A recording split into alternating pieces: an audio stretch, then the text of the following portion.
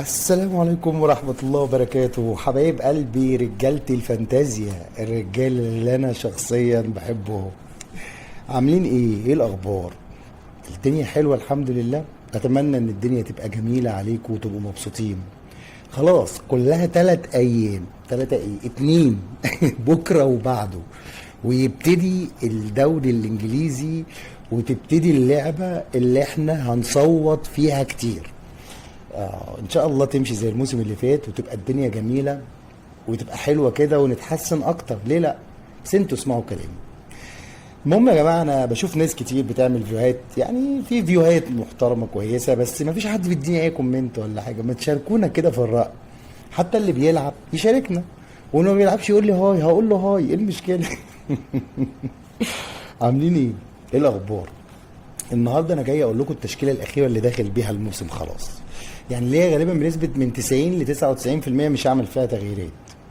بس يعني برضه ايه اللي هو يعني ممكن وارد بكره مثلا يطلع خبر حد اتصاب بتاع نقوم مغيرين على طول. فاهم قصدي؟ وان شاء الله هقول لكم اخر الاصابات. اخر الاصابات، اللعيبه المصابه اللي اتصابت في البري سيزون واللي ما ظهروش اصلا في البري سيزون. وهقول لكم برضه على موضوع البونص بتاع الديفندر، واللي هو السنتر باك والماتفندر والفيرود. هقول لكم على يعني راندوم كده، يعني مش هقدر اشرحها ان هي تاخد وقت طويل، بس هقدر اوصل لك المعلومه يعني ان هي هتمشي ازاي، والاختيارات اللعيبه المناسبه للاوبشن ده فين. تمام. تمام. فاول حاجه ان شاء الله هنبتدي بيها، اول حاجه ان شاء الله هنبتدي بيها هي ايه؟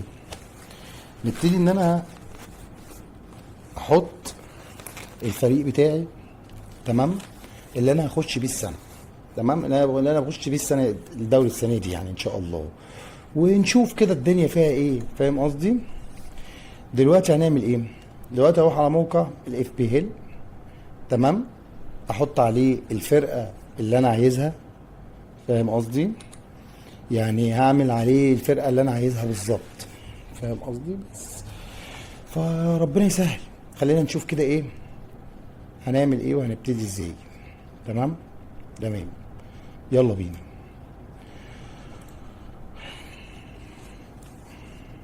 دلوقتي انا فتحت الموقع بتاع الهاب اف بي ال. تمام. وهنحط برضه التشكيله بتاعتنا مانوال زي ما احنا متعودين، مفيش اي حاجه. يعني في شويه تغييرات كده، بس انا ايه التشكيله دي يعني عجباني بصراحه، عجباني قوي.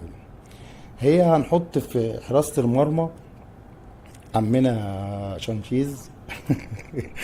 إيه، معرفش ليه هو جاي معايا، بس يعني هو كفر من تشيلسي، بس يعني ارخص. لان انا مش عايز اغامر بحد، لان اولا الدفاع بتاعه متاثر بغياب كولول، ولا مش هيبقى احسن حاجه. وكوكوريلا كويس، يعني بيجيب اجوان وبيعمل اتاك، بس انا شايف ان هو ايه يا دوبك يعني الجون، ويعني ده اللي فيه احتمال ان انا ممكن اغيره ثلاثة. بس انا لغايه دلوقتي انا مقتنع بايه؟ مقتنع بشانشيز. تمام. احط جنبه مين بقى؟ دبريفكا.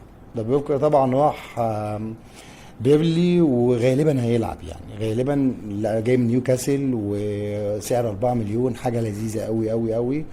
وماتشات بيرلي فيه ماتشات حلوه جايه يعني، ولو حتى مش حلوه انت ده جون غالبا مش هتستخدمه كتير، بس هو وقت ما تستخدمه هتلاقيه. فاهم قصدي؟ هتعمل روتيشن خفيف يعني غالبا. تمام. تمام. دلوقتي هنجيب في خط الدفاع زي ما احنا. انا مقتنع بالناس اللي انا هخش بيها. وان بيساكا. تمام. فان ديفين. آه اسمه ايه ده؟ نيكو ويليامز. تمام.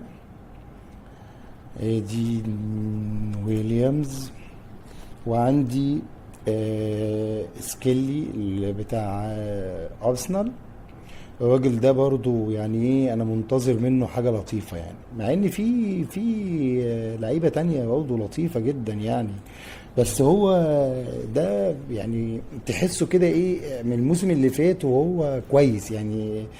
يعني الراجل لويس حلو وعنده دفعه هجوميه كده فتحبه، يعني تحب ان انت تجيبه في فريقك. وزي ما انا قلت قبل كده ان ده دفاع كفر من ارسنال، اللي هو انا كل سنه بكسبه كده بفرق 5 مليون بستفاد بيها في حته تانية. تمام تمام. هنجيب طبعا ستيفو ده اللي هو طبعا هتلاقيه في اغلبيه الدرافتات، لان هو رخيص وشكله بيلعب اساسي وشكله لعيب كويس يعني. هنا بقى انا هجيب آه، صلاح طبعا وبالمر، وناوي اخش بفاكس برضه، يعني ناوي اخش بيه لان هو بصراحه فظيع الواد ده يعني. بري سيزون لما اتفرجنا عليه، غير ان هو وهو جاي من الدوري الالماني، هو لا ماتيريال لعيب نضيف وتخش، والميزه ان هو سعره كويس. يعني عايز تنقل كاتيجوري بنفس الشكل ده، لا جميل هيمشي الحال. يعني هتلاقي نفسك جبت لعيب مثلا كونيا مبيمو، يعني كده برونو. ممكن كمان لو عايز تطلع لساكا او وارد لو بتتكلم في 1.5 مليون بس. تمام. وجايب بقى اسماعيل صار. اسماعيل صار اسماعيل يعني في البري سيزون هو مولعه، يعني مولعها بقى حرفيا، وسعره رخيص، بيعمل كفر من دفاع، كفر قصدي من هجوم كريستال بالاس. يعني هجوم كريستال بالاس زي ما انتم شايفين هجوم شرس جدا يا جماعه يعني. ليفربول مش ليفربول بيحطوا جوان، ما عندهمش اوبشن يعني. فكده كده هنجيبه، وسعر برضه 6.5 مليون، اقدر انقل منه برضه القدوس مش عارف الكاتيجوري بتاعه ده، بس لما اشوف الاول المردود يعني. تمام. والخامس معايا هيبقى مين؟ هيبقى انا مقتنع باماده، معرفش ليه. ما في ناس يعني، في رينجرز، في لعيبه كويسه، بس انا معرفش ليه اماده شايفه ان هو يعني من احسن الاختيارات في مانشستر يونايتد دلوقتي. ليه؟ عشان هما اللعيبه كونيا ومبيمو لغايه وقتنا ده مش باينين خالص في البري سيزون، ولا باين ان هم عاملين حاجه. كونيا ماتيريال لعيب مش طبيعي، ومبيمو برضه، بس انا بحس ان هو كده ايه. انا الموسم اللي فات يعني متفائل بيه الموسم اللي فات وعايزه، يعني انا عايزه في فريق كبدايه، وبعد كده ممكن اعمل يعني انقل لحد تاني برضه في نفس الكاتيجوري ده، في لعيبه كويسه يعني. المفاجاه بقى ان انا جبت في الهجوم حبيب قلبي طبعا جواو بيدرو، اللي انا مش ضامن دقايقه. يعني ديليب ممكن ياخد منه دقايق، بس يعني هنقول لو هينزل يعني هنشوف اولا، يعني هنشوف اول كام ماتش كده. لو هو هيتسحب بدري الجو طبعا هنغير في برضه ب7.5 فراوده كتير يعني. في ماتيتا، في كريس وود، لا في ناس تقدر تختار يعني. واللي في النص بقى برضه مفاجأة. مين بقى اللي في النص؟ اولي واتكنز. فاهم؟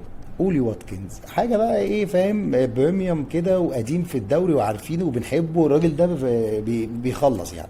يعني الراجل ده كده كده ايه، وفي البري سيزون كل ماتش جون، يعني كل ماتش جون، كل ماتش في البري سيزون بيجيب جون. فاهم قصدي؟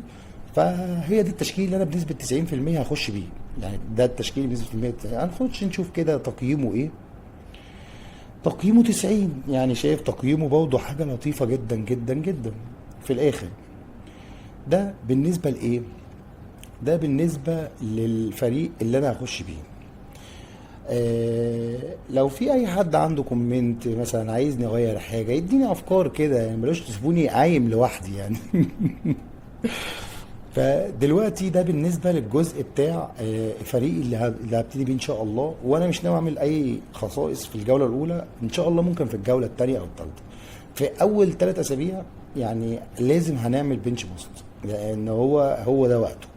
فاحنا مثلا الجوله الاولى نعديها، ممكن الجوله الثانيه او الثالثه. فانا مش برجح، مش من الناس، في ناس كتير هتعمل بنش بوست في الجوله الاولى. على فكره فكره مش وحشه. ولو في ناس عايزه تشكيله بنش بوست للجوله الاولى ممكن يكتب لي وانا هحطها له يعني. فاهم؟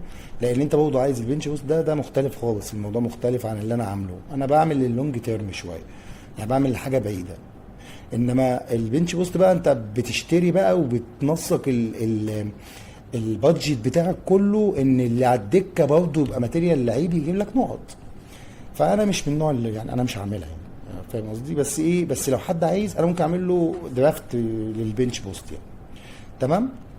احنا كده خلصنا تقريبا الجزء بتاع التشكيله اللي انا اخش بيها. تشكيلات مقترحه. انا ممكن اعمل لكم تشكيلات مقترحه بس هحطها لكم كسكرين شوت مثلا، يعني احطها في الفيديو كسكرين كده كذا تشكيله مقترحه، الناس تشوفها. فاهم قصدي؟ وان شاء الله خير يعني. وبس هننتقل بقى دلوقتي للفترة التانية او الجزء التاني من الحلقة دي. الجزء التاني من الحلقة دي انا عايز اكلمكم كده في موضوع راندم، يعني عشوائي شوية بس يمكن تفهمني. دلوقتي الدفاع بقى بيجيب بونص غير حتى لو الكلين راح، يعني لو حتى الكلين شيت راح الدفاع دلوقتي بيجيب بونص. يعني ايه؟ يعني دلوقتي واحد زي فيرجيل فان دايك لو مثلا ليفربول مثلا كسبانه 3-4، غير ان هو ممكن يجيب اجوان، الراجل ده ممكن يفرق معاك في منطقه في الحته دي. حته ايه؟ هم مقسمين البونص دي في الدفاع لكذا بوينت. انا هقول لك باختصار. اول واحده التاتلنج، لو عملت تاتلنج صح الزحلقه لو عملتها صح لمده 12 مره. بس طبعا هو 12 مره دي مش تاتلنج بس، يعني انا قصدي ان لو عملت كله 12 مره هتاخد نقطتين زياده. فممكن الكليني دي هتاخد النقطتين دول. اول حاجه قلنا التاتلنج، البلوك الدفاعي، ان انت تقف قدام الكوره تصدها بجسمك تطلعها. التطفيش ده بالبلدي كده، فاهم؟ اللي هو اللي عارف اللي انا بطفش كده، دي فيها نقط حلوه. ده بقى اللي ممتاز فيها تاركوفسكي بتاع ايفرتون. ده حلو في الكلام ده يعني، فاهم؟ هو الموسم اللي فات في احصائيه كده قريتها ان هو اكتر واحد تقريبا عمل موضوع التطفيش ده. لو كان في الاوبشن ده كان ممكن ياخد تقريبا رينج 40 نقطه زياده عن اللي هو جابهم. تمام. ده بالنسبه للديفنس. انا قلت ثلاث حاجات اللي هو البلوك الدفاعي والتاتلينج واستخلاص الكوره والتشتيت. ده كله لو عملته ل 10 مرات في الماتش، اللعيب اللي انت جايبه عمله هياخد عليه 2 بوينت. يعني في نص الملعب اللعيبه اللي كانتش ليها لازمه بقت ليها لازمه. يعني انزو لعيب في ميزه ان هو هجوميا بس كان ملوش لازمه دفاعيا، يعني اللي هو ما بتحسش بيه. انزو ده ممكن يجيب لك نقط حلوه قوي، لان برضه عندهم حاجات يعني ايه، مديله نفس الفكره بتاع الدفاع برضه، البلوك والتاتلينج وقطع الكره من الطريق، ده كله بياخد عليه بوينت. والفيرود نفس الكلام. فاحنا بندور على اللعيبه اللي بتعمل مجهود، يعني ايه؟ يعني اللعيبه اللي بتفرك نفسها في الملعب، عشان هي دي اللي هتجيب لك نقط سواء من الدفاع او من الهجوم. فاهم قصدي؟ بس وفي انا ممكن انزل لك تشكيله مقترحه بكره قبل الديدلاين، لان هو بالليل، بلعيبه اللي هي تنفع مع الخاصيه دي قوي يعني مع الخاصيه البونص دي. فده باختصار موضوع البونص ده احنا ممكن نستفاد منه يعني على اللونج تيرم. يعني اللعيب لو هيجيب كذا نقطه ممكن بالبونص اللي هي دي تلاقيه جايب نقط انت عايزها يعني. فده موضوع البونص. دلوقتي الاصابات، عشان بس احنا لغايه وقتنا ده كلويفرت ما ظهرش، في بديل ليه سيمينيو. ما حدش عارف هو مصاب ولا مش مصاب، بس لو حد عايز يجيب كفر من بورنموث سيمينيو جميل ولطيف. لغايه دلوقتي برضه روجرز عنده اصابه في الانكل وممكن يلحق. انا جايبه في يعني هجيبه او كده كده يعني، لما اشوفه بيلعب هجيبه. هو ماتيريال لعيب نضيف قوي يعني. بس لو انت عايز بديل ليه ممكن احط لك مالون دلوقتي ناس كتير اتصابت، والواد ده كل ما ينزل بيجيب جوين، فهو الواد برضه ماتيريال نظيفه، فممكن نستغله يعني في وقت زي ده. لو حد عايز يريسك من استون فيلا مالون مش وحش. طبعا سولانكي انا مش عارف هو لعب في الماتش ولا لا الاخير ده، ممكن اشوف لكم الموضوع ده دلوقتي. لان هو لو لعب خلاص يبقى مش مصاب، لو لعب يبقى اصلا مصاب، لان انا عارفين ان هو اتصاب في اخر ماتش لعبه. فهنقول هو توتنهام اهو. ثانية واحدة.